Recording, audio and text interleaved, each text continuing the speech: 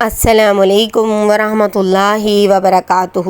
معزز سامعین، آج کی کلاس کا آغاز ہم کریں گے سورۃ البقرہ کی آیت نمبر 185 سے۔ شہر مہینہ رمضان الذی، رمضان کا وہ ہے کہ انزلہ نازل کیا گیا، فیہ القرآن، اس میں قرآن، ہدی للناس جو ہدایت ہے لوگوں کے لیے، وبینات اور واضح دلیلیں ہیں، من الہدی ہدایت کی، والفرقان اور حق کو باطل سے جدا کرنے کی، فمن چنانچہ جو شخص شہیدہ حاضر ہو، منکم الشہر تم میں سے اس مہینے میں، فلیصمہ تو چاہیے کہ وہ روزے رکھے اس کے، ومن اور جو شخص کانا ہو مریضاً بیمار، او علی سفرن یا سفر پر، فعدۃ تو گنتی ہے، یعنی وہ گنتی پورے کرے، من ایام اخر دوسرے دنوں سے، یرید اللہ چاہتا ہے اللہ، بکم العسر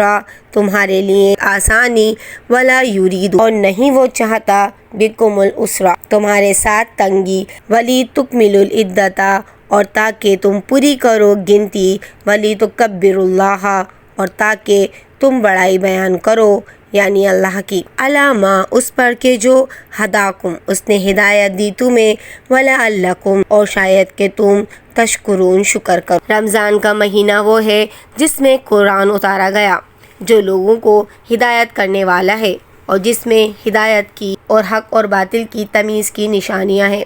اس میں جو شخص اس مہینے کو پائے اسے روزے رکھنا چاہیے،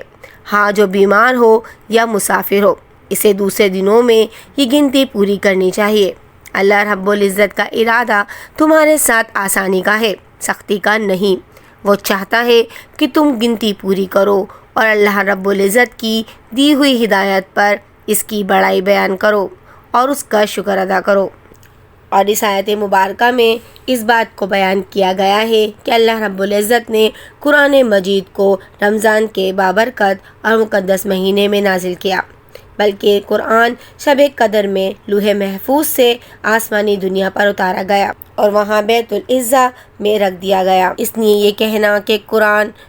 رمضان میں یا لیلۃ القدر میں اتارا گیا یہ سب صحیح ہے، کیونکہ لوح محفوظ سے تو رمضان میں ہی اترا ہے، اور لیلۃ القدر اور لیلۃ المبارکہ یہ ایک ہی رات ہیں، یعنی قدر کی رات جو رمضان میں ہی آتی ہے۔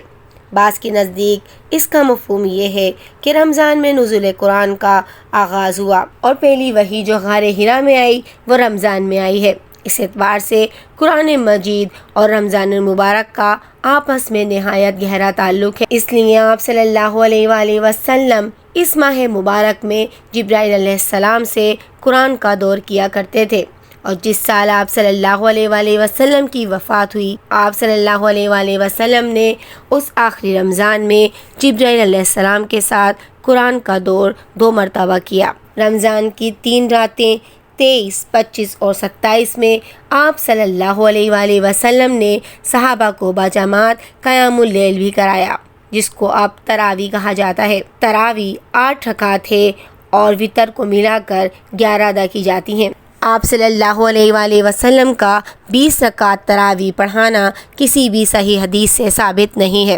وَإِذَا اور جب سألک سوال کریں گے آپ سے عبادی میرے بندے، انی میرے بارے میں، فإنی تو بلا شبہ میں، قریبٌ بہت قریب ہوں، اجیبو میں قبول کرتا ہوں، دعوت الداعی پکارنے والے کی، اذا جب دعانی وہ پکارے مجھے، فلیستجیبوا تو چاہیے کہ وہ بھی مانے، لی میرا حکم، ولیؤمنوا اور چاہیے کہ وہ ایمان لائے، بھی مجھ پر، لعلہم تاکہ وہ یرشدون ہدایت پائیں۔ جب میرے بندے میرے بارے میں آپ سے سوال کریں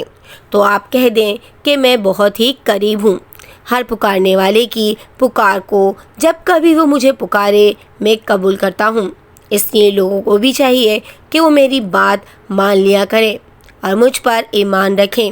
یہی ان کی بھلائی کا باعث ہے۔ اس آیت مبارکہ میں رمضان میں دعا کی بڑی فضیلت بیان کی گئی ہے، جس کا ہمیں خوب اہتمام کرنا چاہیے، خاص طور پر افطاری کے وقت کو قبولیت دعا کا وقت بتایا گیا ہے، اس لیے ہمیں چاہیے کہ ہم زیادہ سے زیادہ اور کثرت کے ساتھ ان اوقات میں دعا مانگیں اور ان تمام آداب اور شرائط کا بھی خاص طور پر خیال رکھیں جو قرآن و حدیث میں بیان ہوئی ہیں، جن میں سے 2 اس آیت مبارکہ میں بیان کی گئی ہیں۔ ایک اللہ پر صحیح معنوں میں ایمان اور دوسری اس کی اطاعت اور فرمانبرداری۔ اسی طرح حدیث مبارکہ میں حرام خوراک سے بچنے، خشوع و خضوع کا اہتمام کرنے کی بھی تاکید کی گئی ہے۔ اُحِلَّ حلال کر دیا گیا ہے، لکم تمہارے لیے، لیلۃ الصیام الرفث روزے کی رات کو صحبت کرنا، الی نسائکم اپنی عورتوں کے ساتھ، ہن وہ لباس لکم لباس ہیں تمہارے لیے، وانتم اور تم لباس لہن لباس ہو ان کے لیے، علم اللہ جان لیا اللہ نے، انکم کہ بے شک تم کنتم تھے، تختنون خیانت کرتے، انفسکم اپنے نفسوں کی، فتابہ تو اس نے توجہ فرمائی، علیکم تم پر، وافا اور معاف کر دیا، عنکم تمہیں، فلانا لہذا باشروہن تم مباشرت کرو ان سے، وابتغوا اور تلاش کرو، ما اس کو جو کتب اللہ لکھ دیا ہے اللہ نے، لکم تمہارے لیے، وکلوا اور تم کھاؤ، واشربوا اور پیو، حتیٰ کہ یتبین ظاہر ہو جائے، لکم الخیط الابیض تمہارے واسطے دھاری سفید، من الخیط الاسود سیاہ دھاری سے، من الفجر فجر کی، ثم پھر اتموا الصیام تم پورا کرو روزے کو، الی اللیل رات تک، ولا تبشروہن اور نہ تم مباشرت کرو ان سے، وانتم جبکہ تم عاکفون اعتکاف کرنے والے ہو، فی المساجد مسجدوں میں، تلکا یہ حدود اللہ اللہ کی حدیں ہیں، فلا تقربوہا سو مت تم قریب جاؤ ان کے، کذالک اسی طرح، یبین اللہ بیان فرماتا ہے اللہ، آیات ہی اپنی آیاتیں، للناس لوگوں کے لیے، لعلہم شاید کہ وہ یتقون متقی بنے۔ روزے کی راتوں میں اپنی بیویوں سے ملنا تمہارے لیے حلال کیا گیا ہے، وہ تمہارا لباس ہیں اور تم ان کے لباس ہو۔ تمہاری پوشیدہ خیانتوں کا اللہ رب العزت کو علم ہے، اس نے تمہاری توبہ قبول فرما کر تم سے درگزر فرما لیا، تمہیں ان سے مباشرت کی اور اللہ رب العزت کی لکھی ہوئی چیز کو تلاش کرنے کی اجازت ہے۔ تم کھاتے پیتے رہو یہاں تک کہ صبح کا سفید دھاگا سیاہ دھاگے سے ظاہر ہو جائے، پھر رات تک روزے کو پورا کرو، اور عورتوں سے اس وقت مباشرت نہ کرو جبکہ تم مسجدوں میں اعتکاف میں ہو، یہ اللہ رب العزت کی حدود ہیں، تم ان کے قریب بھی نہ جاؤ۔ اسی طرح اللہ رب العزت اپنی آیاتیں لوگوں کے لیے بیان فرماتا ہے تاکہ وہ بچیں۔ ابتدا اسلام میں ایک حکم یہ تھا